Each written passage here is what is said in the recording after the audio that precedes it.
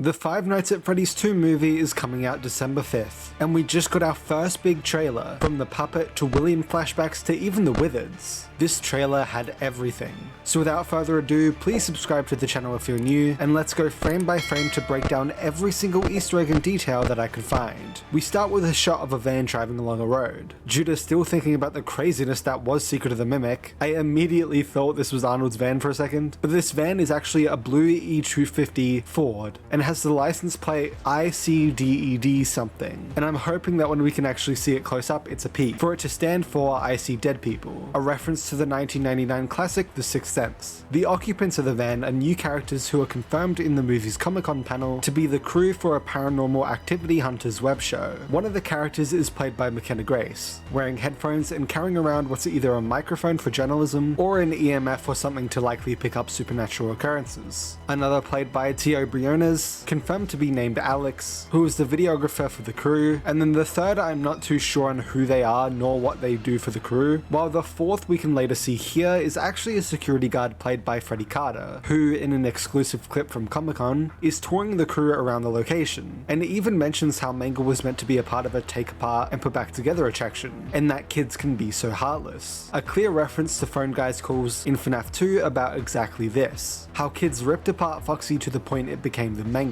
This security guard is reportedly Jeremy Fitzgerald, but take that with a grain of salt since it's not confirmed. They arrive at Freddy Fazbear's Pizza, note there's no place on the sign, featuring the toy animatronics on the sign up front, which in the games we of course know as the FNAF 2 location. Interestingly enough though, when they mention how this isn't the Freddys they remember, likely referring to the one we saw in the first movie, Mckenna Grace states that he's thinking of the franchise location, and that this one is actually the original building. This immediately brings up a ton of questions, although I do think Fredbear's Family Diner still exists in this universe, considering we'd need to know where Spring Bonnie and Golden Freddy come from. And this quote is specifically about the Freddy Fazbear's Pizza franchise, which is a separate franchise but still under the same company. Although I should mention there's a theory going around that the FNAF 2 location is actually the reopened and repurposed Fredbear's Family Diner, which was already theorized to happen in the games too, similar to how the original Freddy's gets reopened and repurposed into the FNAF 1 Freddy's. But I'm not entirely sure on this theory, since it's the movie universe and so a lot can be changed around. Remember, the first movie has the crying child stand and be kidnapped in the woods instead of being bit by Fredbear. Either way, the four enter and we get our first look at the location, which includes the same gumball or toy machines from the first movie, as well as the carousel featuring Foxy and Chica, so likely Freddy and Bonnie too, like the one in FNAF 2's game area. They keep exploring and we see this area with water that appears to be something similar to Foxy's log ride from Help Wanted, that could possibly go around the whole location. This area is also surrounded by a bunch of plushies of the puppet, these plushies specifically being the real life good stuff plushies. Mckenna Grace's character states that nobody's been here for decades, and that some little girl died here, which does correspond with rumors that Charlie Emily, who we all know goes on to possess the puppet, will die in 1983 in this movie, almost 2 decades before this movie takes place. This creates an interesting timeline for the movie universe if that rumor is true, where from what we know it seems Fredbear's Family Diner opens and closes before everything else. Then the FNAF 2 location is the first Freddy Fazbear's Pizza that opens, and is where Charlie dies in 1983, causing the place to shut. Then in between Garrett dies, according to the movie novel in 1987, then the FNAF 1 location opens, which we know is after Garrett's death due to the picture of Vanessa with Garrett's toy, while Freddy's is operational, where the missing children's incident then occurs, to cause the location to shut. So yeah, the movie timeline is quite different.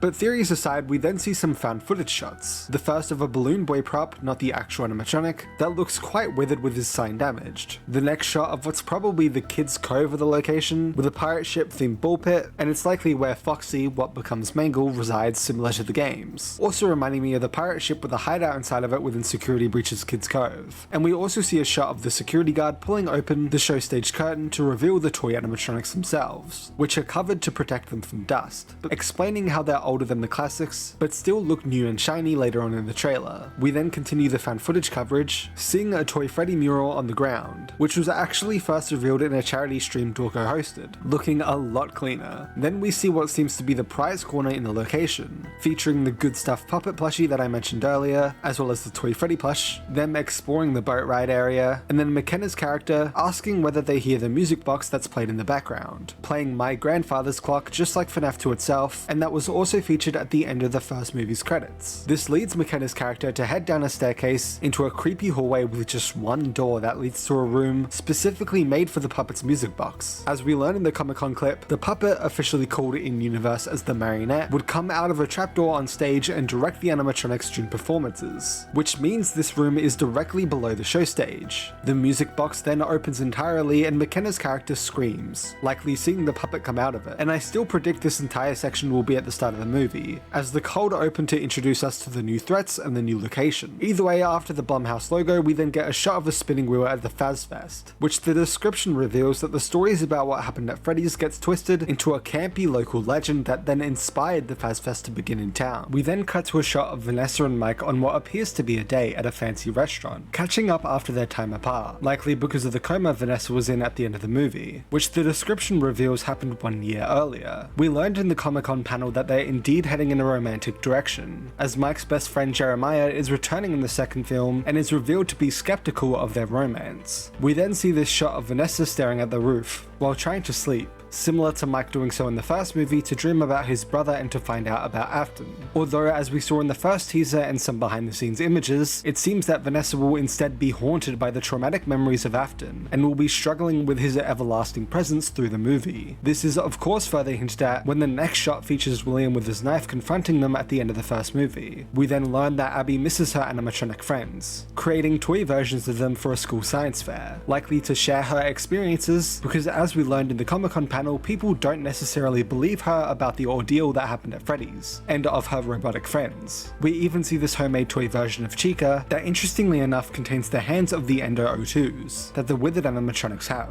and not of the Endo 01s. As we also learned in the Comic-Con panel, Abby is now interested in robotics, which this scenario could possibly be a reference to Charlie in the novels. After her experiences with Freddy's as a kid, she ends up growing up interested in robotics and creating her own devices and robots inspired by them. Also behind Chica in this shot is a baobab tree, which could be a reference to the Tales from the Pizzaplex story The Storyteller, where they create a baobab tree to house the mimic programming in the Pizzaplex. We also then see that she's been drawing about their adventures together from the first movie, as well as seemingly already drawing the toy animatronics. Note their red cheeks and obviously Chica without her beak, which is a reference to FNAF 2 where, when attacking, she has no beak. We then learn that Mike has been telling Abby that he's going to fix the animatronics from the first movie. As we know, the building collapses, so that's likely how they got damaged, but Vanessa stating that he's giving her false hope. We then see Abby trying to communicate to them through a Faz talker, which is going to play a big role in this movie, even being one of the main posters for the movie. We can read on the back it states something, I think audience, interaction device, something us anytime. We then cut to a shot of where they're living, and it's indeed a different house to the first movie, as it appears Mike has a steady job now, even being able to take Vanessa somewhere nice for dinner. This is also where Mike and Vanessa talk in the first teaser. Note the pillars in the background. It does actually look like Mike's been fixing up the house as well, as we can see obviously the ladder against the top and the paint on some scaffolding. Either way, we then go back into Abby's room where the Faz talker activates on its own, and tells Abby to help them and to come find them, which answers who was speaking at the end of the credits in the first movie stating to come find me, and the way it speaks is the same style as how save him was spelled out to us in the FNAF 2 minigames. In this shot we can also see a drawing of the pizzeria's floor leading to a single door with one person walking across it, which I find interesting considering earlier in this trailer we saw Mckenna's character walk from the pizzeria to a single door which revealed the puppet. Also in this shot of Abby picking up the Faz talker, you can see a picture of a school and likely Mike at front, as well as a picture of a balloon with a face on it, reminding me of Mr. Can Do from FNAF 6. Abby then gets on her bike and follows the Faz talker's instructions on how to get to the other Freddys, which we then see she successfully follows, finding herself in the dining area of the location, which we can actually see in the back has the same bridge we saw earlier in the trailer, that goes from the entrance over the boat ride and to the dining area. The toy animatronics are seemingly tricking her into thinking it's the classics calling for her, the description even noting that Abby sneaks out to reconnect with Freddy, Bunny, Chica and Foxy, but it's unknown what they actually want with Abby. Although for FNAF's 10th anniversary, we got 4 different pages, and it was up to us to guess which one is the real script, which judging by the fact the carousel doesn't look big enough to have an opening, would remove the one focused on the carousel, the other about the government talking about their animatronic technology is obviously fake, and the one about them burning plushies seems random considering we haven't seen any plushies of importance in any trailers so far, which leaves the script that takes place in the original Freddy Fazbear's Pizzeria, which we learn in this trailer that the toy location was the original. The script page has Toy Chica making Vanessa tell Abby a code to input into a computer in the office, which coincidentally in this behind the scenes look we can see the monitor has a keyboard attached to it, aka it's a computer. Either way, once the code is inputted, Toy Chica says, "You did it, Abby, we are free," which we then do later see the animatronics now out and about instead of inside the building. This script being the real one also seems to be hinged at considering after Abby arrives, the next shot is then of Toy Chica powering up and looking angry, with the same orange coloured eyes that we saw the classics have in the first movie whenever they were angry. We then cut to a shot of Mike in the Freddy's office, which we see more of later, but game lore wise could possibly be hinting that we may have actually been correct in the theory that the infamous Fritz Smith, who gets fired in FNAF 2 for the same reasons as Mike Schmidt gets fired in FNAF 1, may just be the same person but under an alias, hinted at with this movie showing us Mike as a guard working in the FNAF 2 location. This would also make sense if the security guard we know about is actually Jeremy Fitzgerald, Mike working after him in this movie referencing how Fritz works as the guard after Jeremy in FNAF 2. Either way, we then get the shot from the first teaser of Tio's character being picked up by Mangle, which we then get a shot from his camera's POV of Mangle's second head going to bite him too, in order to further confirm this is indeed Mangle grabbing him here. We then see a shot of Toy Chica's shadow inside a school, creepily following a teacher, played by Wayne Knight, going up the stairs, which as we saw in the first teaser trailer leads to him being captured. Again, this sequence being a reference to Ultimate Custom Nights, Toy Chica the high school years cutscenes, where Toy Chica once again finds herself at a school. We then cut to a shot of Vanessa looking into the puppet's music box, with the trapdoor to the show stage actually being fully open already, meaning she's freed, which we do see in the background her fingers creepily coming into frame. We then see the shot from the first teaser of Toy Freddy stopping a garage door from closing, and reopening it himself, which I'll again mention that the front of the car on the left appears to share the same front as William's car he used when taking Garrett, possibly hinting that this is the Afton house where Vanessa likely still lives. We then see another shot of Abby riding to Freddy's alone, this time during the day, meaning the toys seemingly don't hurt her in any way on her first visit, to then motivate her to come back for some reason. It's likely it will follow a similar pattern to the first movie where the movie takes place over 5 nights. We then get a shot inside Freddy's with Spring Bonnie himself appearing to a random boy through these giant doors, his glowing blue eyes reminiscing the glowing blue eyes into the pit Spring Bonnie has. We know this is inside of Freddy's and not Fredbear's or something due to the wallpaper containing the toy animatronics, as well as the puppet. It appears this could be the entrance/exit, since this appears to be the bridge at the bottom of the screen that we saw earlier. We then cut to a shot of Vanessa staring at something with the puppet creeping around behind her. The lighting of this shot reminds me of the previous teaser's shot of William with all the doors flapping around, which the puppet seems to be following Vanessa specifically around in this movie, so it's possible that the puppet is the one forcefully reminding Vanessa of her past in some supernatural way. In fact, I actually think the reason the puppet is so attached to Vanessa, and likely tormenting her like this, is because it's possible that she's one of the reasons William was able to kill Charlie, luring Charlie somewhere she shouldn't have been, as we do know that Vanessa has something to do with William's murders from the first movie, mainly due to the screams we heard her remembering, and her in-depth knowledge into her father's crimes. Also in this shot, if you brighten it up and slow it down, you can see that the puppet is literally just floating and moving similar to how she did in Help Wanted. We then cut to a shot of Toy Bonnie pulling out a screwdriver instead of the knives right next to it, and I genuinely have no idea what on earth he's doing here, especially because judging by the first teaser, he's using this against 2 old people. It's possible this could be a reference to the games, where Phone Guy states they think you're a naked endoskeleton in need of a suit, so it's possible he's thinking he needs to fix them and make them into animatronics.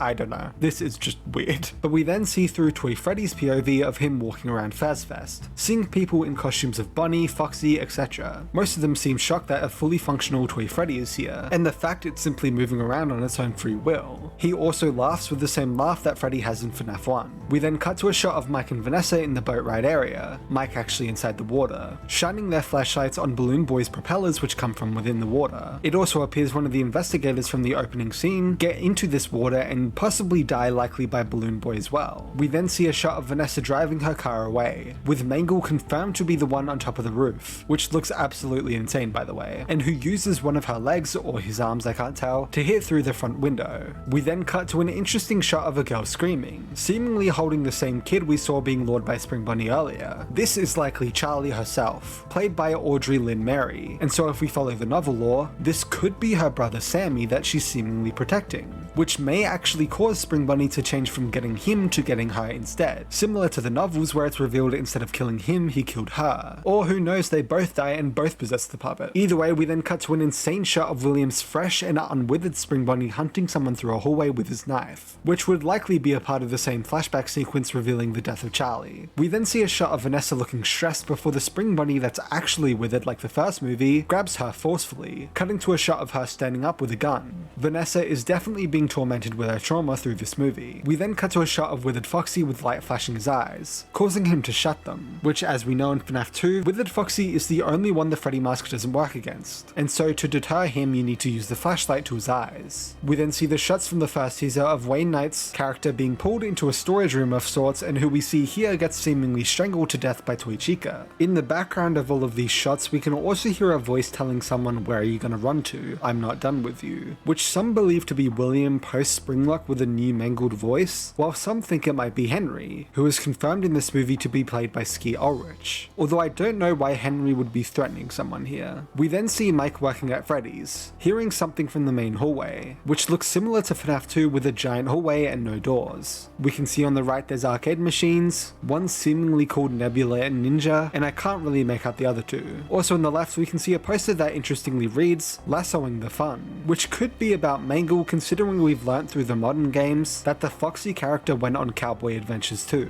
We see a better shot of the desk in a newly released behind the scenes look at the movie, where we can see there's just a single monitor on the right side of the desk, which is a reference to Help Wanted's FNAF 2 level with the same idea. There's also a fan behind him, as always, and a blue cup exactly like FNAF 2 instead of the red cup that was in the FNAF 1 location. You can also see a map of the location behind director Emma Tammi. We can see the bridge leading to the dining area from the entrance that's also covering the boat ride that does seemingly go around the whole location. Either way, we then cut to Mike looking at a classic Freddy mask, which similar to FNAF 2 itself is able to be worn to cause the animatronics to think you're also an animatronic, which Mike does desperately need when we cut to the next shot of with the Chica with her broken hands, attacking, which in the background you can also see a poster of the marionette. But either way, this attack from Chica causes Mike to stressfully pick up the Freddy mask and pretend to be Freddy. The shot from the inside of the mask is an exact copy of the gameplay of FNAF 2 itself. We then see a vent fall down to reveal Withered Bunny entering. Again, a direct copy of the gameplay of FNAF 2. These Witheds are the classics from the first movie that we heard were broken and who Vanessa assumes are unfixable, likely due to how they're now aggressive again, and so it seems they're just acting out of pure rage, similar to the Twisted ones, where once they wake up again their immediate thought is to be aggressive to the main cast, despite helping them previously. But theories aside, we then see that Five Nights at Freddy's 2 is releasing only in theaters on December 5th, and I'm so damn excited about this movie. It looks amazing and the story is shaping up to be incredible too. But what are your thoughts, and did I miss anything in the trailer? Let me know in the comments, subscribe if you're new to the channel, huge shout out to my amazing channel members, become one today, and I hope you all enjoyed. Have a great day/night. Bye.